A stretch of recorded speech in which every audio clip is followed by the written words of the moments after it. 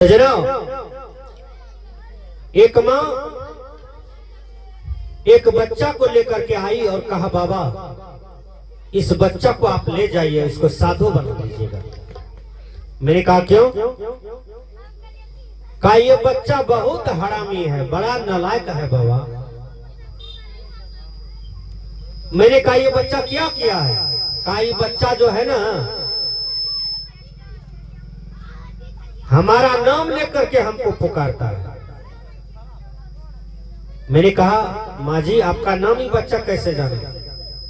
अब इसको आप नालायक कहते हो, हरामी कहते हो। और कभी कभी माँ जी कह दे कि दोगला भी है।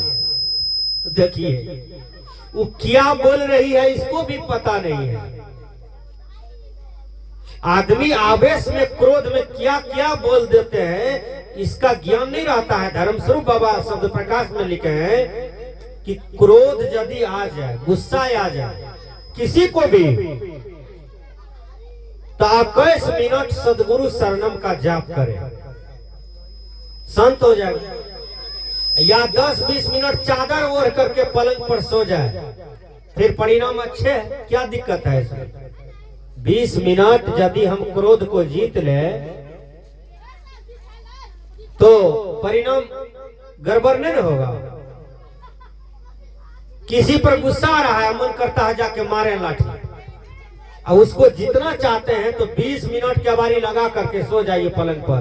कहियो झगड़ा है तो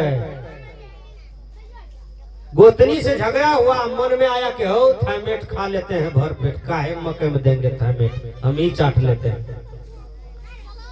तो 20 मिनट समझाइए चादर ओढ़ के, थाइमेट पियेंगे तो मरिए जाएंगे, किसका क्या लेंगे?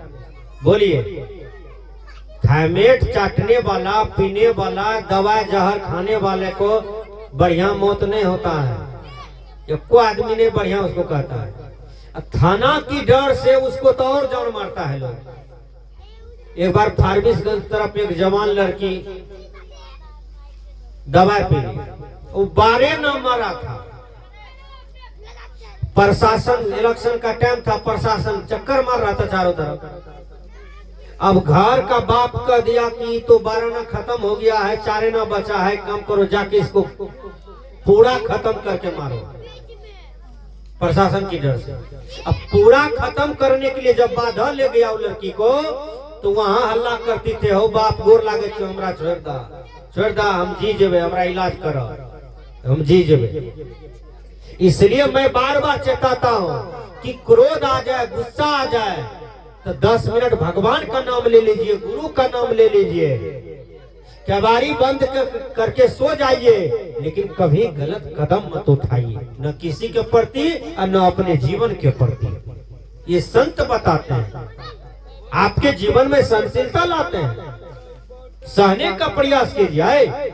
महात्मा गांधी को भी लोगों ने बात कहा तो महात्मा गांधी आत्महत्या किया। कबीर साहब को भी लोगों ने गाली दिया, कबीर साहब आत्महत्या किए। कृष्ण को, राम को, माँ सीता को, सती अनसुईया को, सबको लोगों ने सताया है। वो कहा गलत आशीष का प्रकट किए, वो तो अपने लिए जीवन जिए और प्रकाश को पैदा किए, संसार में सब चीज सह लिए। तो आपके अंदर में भी सहनशीलता होनी चाहिए। तो मैंने कहा माँ जी आपका बच्चा आपका नाम जो लेकर के पुकारता है, आपको बुरा लगता है? कहा बाबा बुरा नहीं लगता है? हमने कहा ये आपका नाम सीखा कहाँ? कहा इसका पप्पे जो नाम लेके हमको पुकारता है ना, तो ये सीख गया है। देखिए बीमारी तो पकड़ा गया है। उसका बाप नालायक है तब ना बेटा नालायक बना है। विचार कीजिए, एक आदमी, बढ़िया आदमी रास्ते से जा रहा था,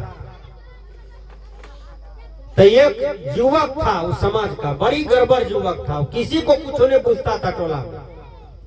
वो खड़े लघु शंका कर रहा था रोडे पर। वो बढ़िया आदमी जा रहा था, उसको छिट्टा लग गया। छिट्टा जो पड़ गया, वो कहा कि जाते हैं तुम्हारा दादा को कहते हैं, तुम पर शाम में पंचायत बैठाएंगे। कहा जान कह दिया की चलते दादा, हमरा दादा तक कपारे पर हम ढेला फेंके। वो लड़का कहा वो चला गया, उसके दादा को कहने के लिए चला गया, बेचारा इंसान आदमी था।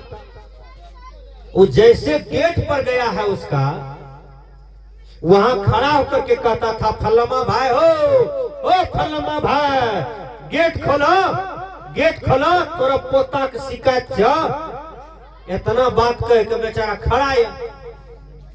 वो दादाजी ओंघाल पोंघाल 2 मंजिला पर से उठले, खड़े घर लग शंका क्या रहा, वो सब पैंट चुई गए ओकरे कपार पर, जे कहे के खड़ा रहे। वो कहे छे कि बाप रे बाप, ओते तो छिट्टा पड़ले, एते तो ऊपरे पर गिरे छे, कपारे पर ई करने से आवे छे, देखे छे बूढ़वे खड़ा खड़ क्या रहल है। तब वो सोचल के कि जेकर दादा नहीं सुधरले ओकर पोता की सुधरते, जेकर बाप नहीं सुधरले ओकर बेटा की सुधरते, जेकर मां नहीं सुधरले ओकर बेटी की सुधरते। इसलिए सुधार से ही उद्धार होता है।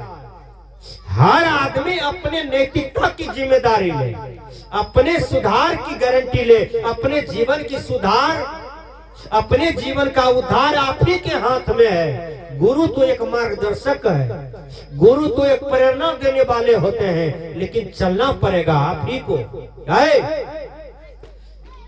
एक क्लास से लेकर 10 क्लास तक आप पढ़ते हैं बुक, परीक्षा में कौन बैठता है? गार्जियन। कि परीक्षा में आप ही को बैठना पड़ेगा, आप ही को लिखना पड़ेगा।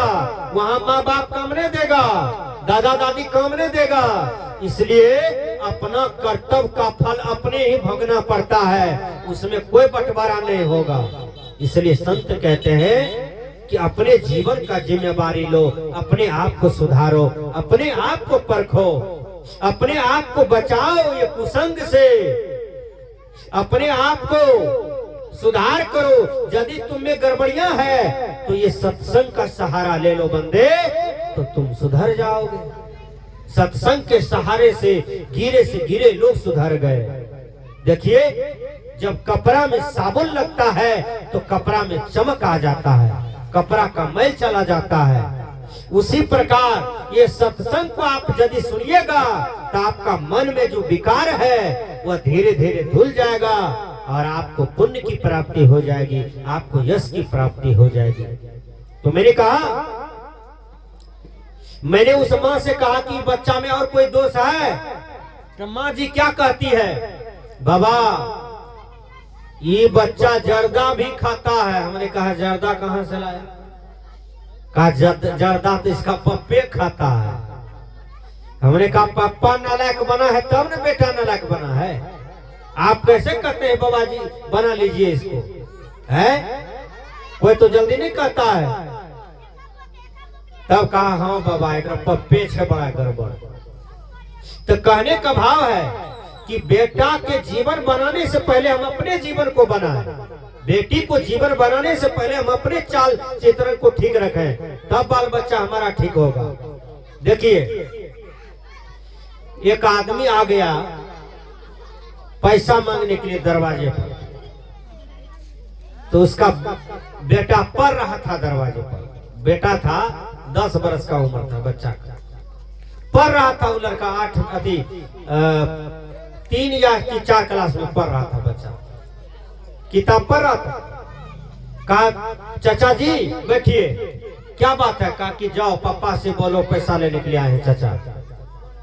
आंगन गए, कहा कि पापा जी नरेश चाचा आए हैं पैसा लेने के लिए। तो पापा जी क्या कहते हैं बेटा को? जाओ कह देना घर में नहीं है। बोलिए, गलत संस्कार किसने सिखाया? गलत बात किसने सिखाया? झूठ बोलने के लिए बेटा बेटी को किसने सिखाया? बजरंगबली कि घर का देवी देवता कि भगवान की कोई साधु महात्मा? किसने बिगाड़ा बच्चा को? बच्चा शुद्ध प्रवृत्ति से आया, अपना पापा को कहते हैं पापा जी फल्लमा चचा आए हैं पैसा मांग रहे हैं, तो उसका पापा जी कहते हैं जाओ कह देना घर में नहीं है।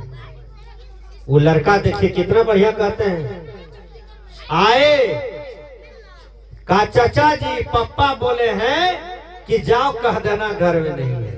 सच बोला बच्चा। वो तो लाज के मारे चला गया। बाप खिड़की तरफ से देख रहा था, वो छड़वा ना आया ना, बाप डेना पकड़ के उठा के पटक दिया, कहा रे तू मेरा नाक कटा दिया, काहे सच बोला जाकर के तुमको तो झूठ बोलने के लिए कहे थे। तू बच्चा संस्कारी था, उसको स्कूल में ज्ञान देता था कि मनुष्य को झूठ नहीं बोलना चाहिए, झूठ बोलने से आयु घटता है। वो बच्चा क्या कहता है, पापा जी आपको बहुत नमस्कार। आप जैसे पिता यदि बेटा को झूठ बोलने के लिए सिखाता है तो आपको बहुत साधुवाद है? आप तो हमारी दृष्टि में गिर रहे हैं। तो कहने का भाव है कि मनुष्य को विवेकशील होना चाहिए, विचारशील होना चाहिए, बुद्धि से संपन्न होना चाहिए, तब उसका जीवन बढ़िया हो जाता है।